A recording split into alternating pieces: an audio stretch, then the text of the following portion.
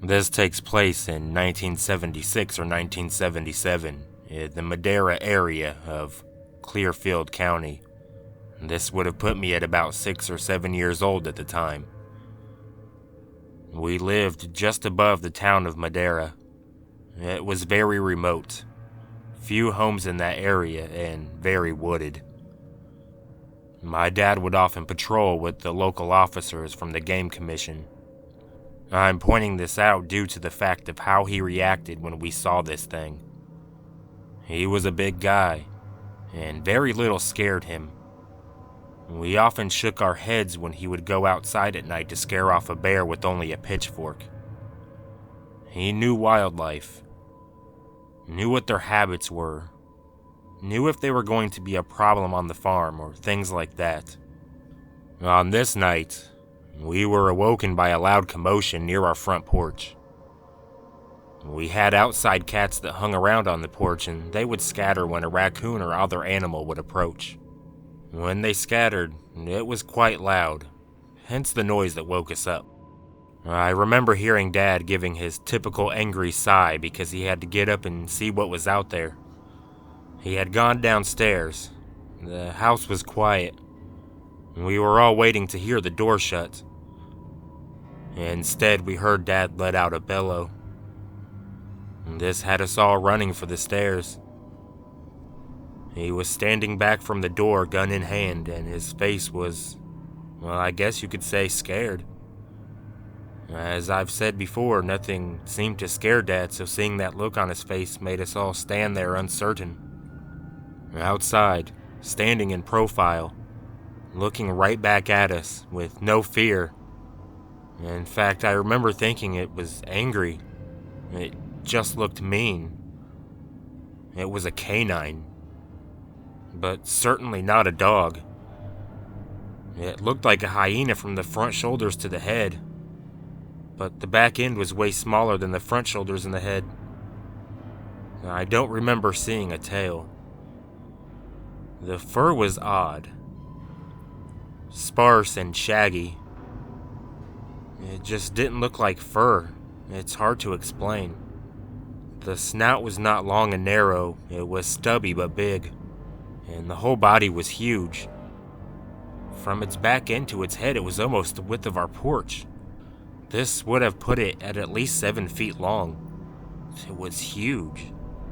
It stood looking in at us, then looked out towards the barn, back at us again, and then just simply and very slowly walked a few feet. Then it took off. It was so fast, like literally just seeing a blur of color, then it was gone. We all just stood there. Then Mom asked Dad what it was, and Dad yelled for us all to get upstairs.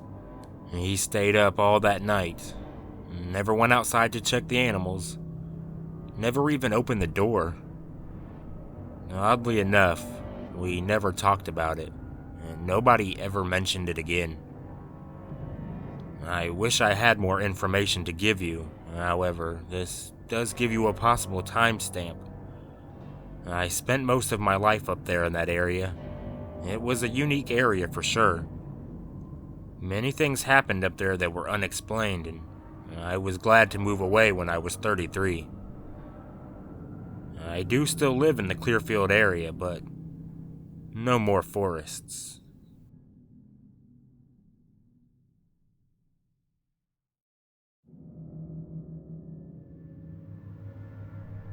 We were out on a Navajo Dam road cutting wood.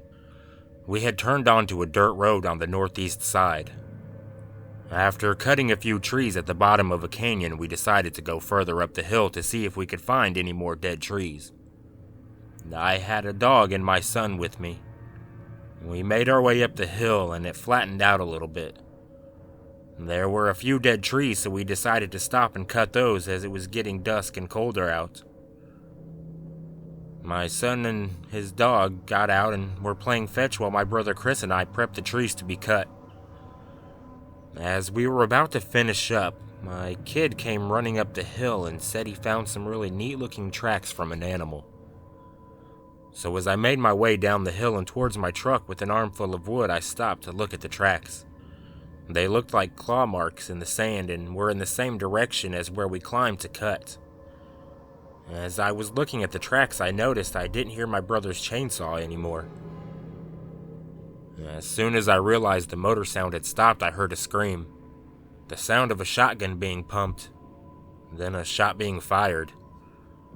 Before I could even react, Chris came running at breakneck speeds down the hill, past me, and to the truck yelling, "Drop the wood, let's go." My dog was barking, growling, and backing up with hair raised on her back and neck. I shuttled my kid and dog with wood in hand down the hill, threw the wood in the back seat with the child and dog. Needless to say, we got the hell out of there. My brother refused to speak until we were on the main road and almost home. While he was cutting wood, he had the feeling of being watched. Thinking that I was playing a trick on him, he sat his running chainsaw down and went to catch me in the act before I could scare him. Not knowing I was further down the hill with my son, he climbed the rest of the hill and was looking around to find me. He saw us down by my truck and also saw a shadow opposite him by a sandstone cluster to his right. We always carry a gun with us while we cut, because you never know what kind of creatures one may encounter out there. He pumped off a shot to get my attention and also took a shot at whatever it was he had seen. He told me it ran in between a rock and ledge and some bushes. He didn't want to waste time and try to take another shot at it. Before the second shot, the chainsaw stopped because it had run out of gas, which is how I was able to hear the gun being cocked and fired. It scared him so bad that he refuses to go back out that way and collect wood. And always being the skeptic, I thought he was bullshitting me, trying to scare me. But then I remembered the claw marks my kid found, and knowing that nothing scares my brother or my dog. He said the thing he saw was a good 7 feet high, if not taller, and hairy all over with a wolf's face and eyes. He caught a slight glimpse of it before it slipped between the brush and stones. I was kind of laughing at him in my head until I remembered those claw marks in the ground.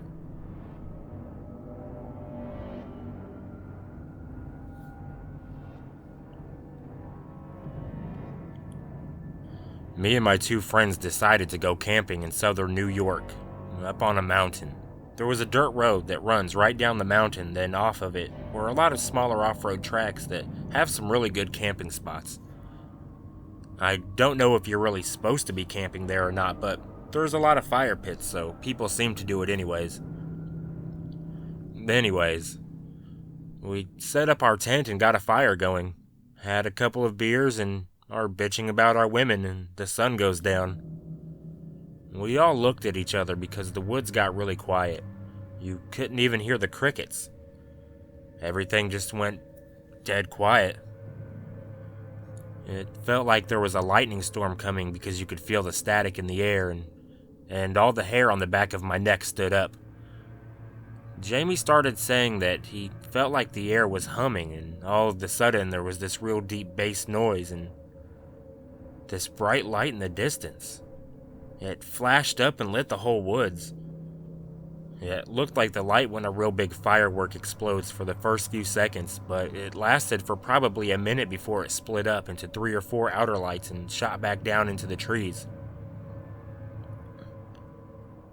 We could see all of the lights glowing out in the woods, and there was a big gust of wind and it was gone.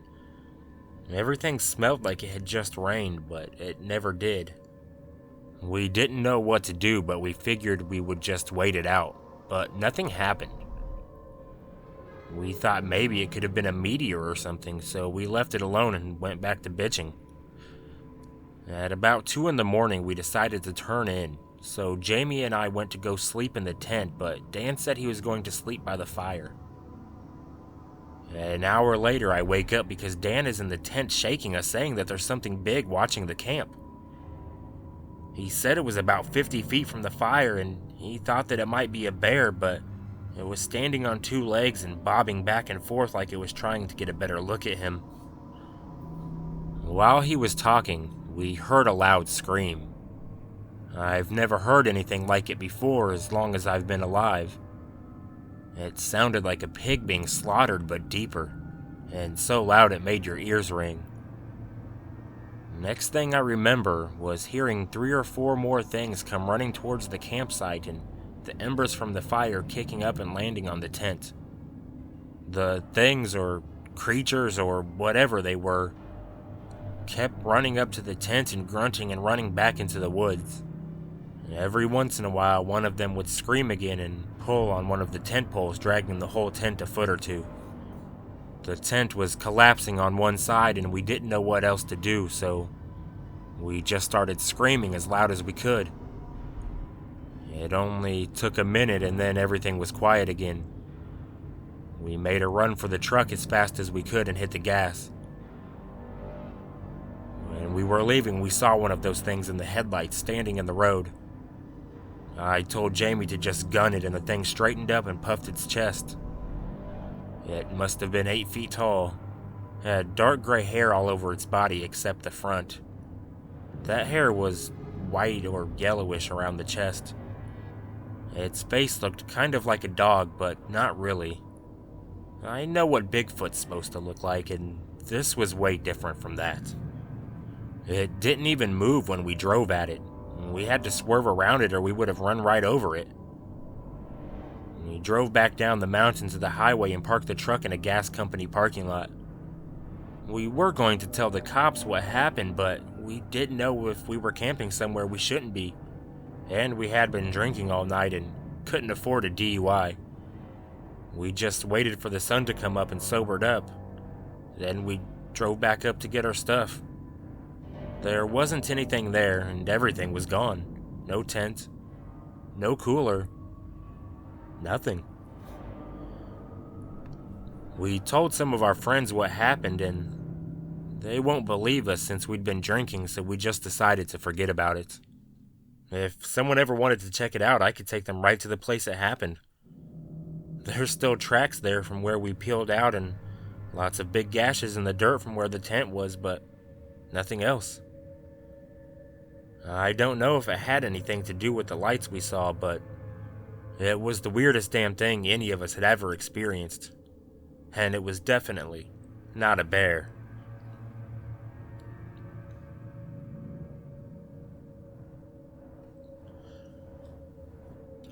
Hey everyone, thanks for watching. I'm really surprised I haven't got around to doing one of these earlier, because werewolves are probably like my favorite mythical creature, monster, even in movies are my favorite, so I've been wanting to do a werewolf dogman video for a while, and I'll probably end up doing some more. So hopefully you liked it, and if you did, be sure to like, share, comment, and subscribe if you haven't, and I'll be back really soon with another video for everyone. Until then, I'll see you at the witching hour.